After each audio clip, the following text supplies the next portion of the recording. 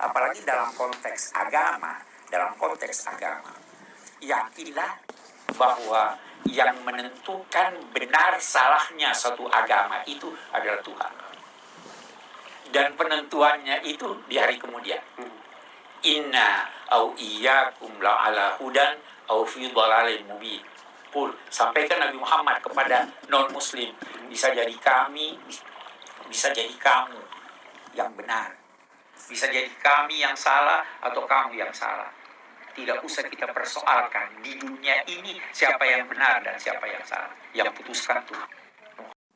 Belajar filsafat, belajar tasawuf, dosen liberal, semuanya ini tentu menyelisihi akidah para sahabat. Iya, pelajaran-pelajaran yang tersebut adalah tidak bermanfaat sama sekali. Filsafat bukan dari Islam, tapi orang masukkan ke dalam Islam. Filsafat berasal dari Yunani.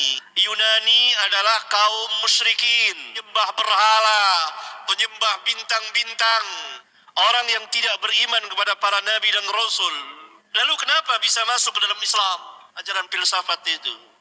Pada abad kedua Hijriyah, atas perintah sebagian khalifah yang terpengaruh dengan ajaran sesat, telah memerintahkan sebagian ahli untuk menerjemahkan kitab-kitab Yunani ke dalam bahasa Arab yang kemudian dibaca oleh sebagian kaum muslimin, khususnya mereka yang manhajnya bengkok, manhajnya manhaj yang sesat, bukan manhaj para sahabat ridwanullah alaihim jami'an. Kemudian orang-orang ini mulai memadukan antara filsafat Yunani dengan ajaran Islam.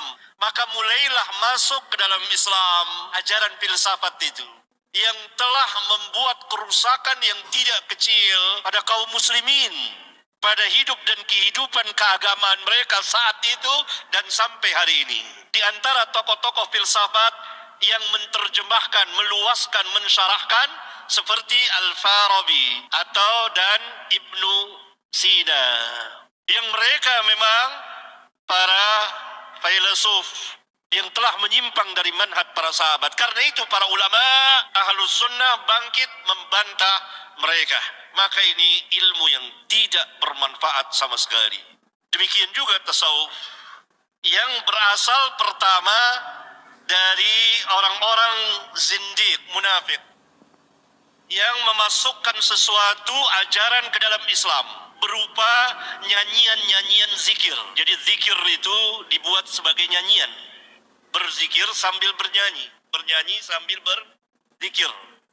Ini pertama kali dimasukkan oleh orang-orang munafik ke dalam Islam pada abad kedua Hijriyah, dan telah diketahui oleh salah seorang imam besar yang sangat jeli dan cermat dalam meneliti ajaran-ajaran sesat, yaitu Al-Imam Asy-Syafi'i rahmatullahi alaih.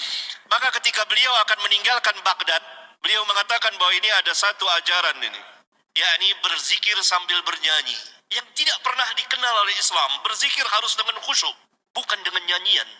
Ini dituduh oleh Al-Imam Asy-Syafi'i. Setelah beliau berangkat ke Baghdad, maka murid-muridnya dan sahabat-sahabatnya meneliti dan memeriksa, ternyata ada sekelompok orang yang melakukan zikir-zikir ritual dalam Islam sambil bernyanyi, bernari-nari. Ini yang dikatakan zindiq oleh Islam. Kemudian berkembang lagi ajaran tasawuf dari orang-orang yang melampaui batas. Sebagian kaum muslimin melampaui batas dalam beribadah dan masuk ke dalam bid'ah. Adapun liberal, ini bukan dari Islam. Islam liberal adalah ajaran yang telah tua usianya, yang pernah dibawa oleh orang-orang di luar Islam untuk merusak Islam dari dalam, yang tujuannya adalah membatalkan syariat. Oleh karena itu orang-orang liberal dimanapun mereka atas nama Islam itu tidak sholat. Kalaupun sholat itu sholat nifaq, pura-pura. Keyakinan mereka, sholat tidak diperintah seperti sholat kaum muslimin 5 waktu sehari. Nggak ada dalam kamus mereka itu. Ini tentu bukan Islam. Oleh karena itu diperlukan perbaikan manhaj di tengah masyarakat kaum muslimin. Kembali kepada Alkitab dan Sunnah ala fahmi salafin as-salihin. Para sahabat dan tabi'in dan tabi'ut tabi'in. Tidak dapat tidak. Karena ini manhaj yang hak, manhaj yang lurus. Belajar filsafat,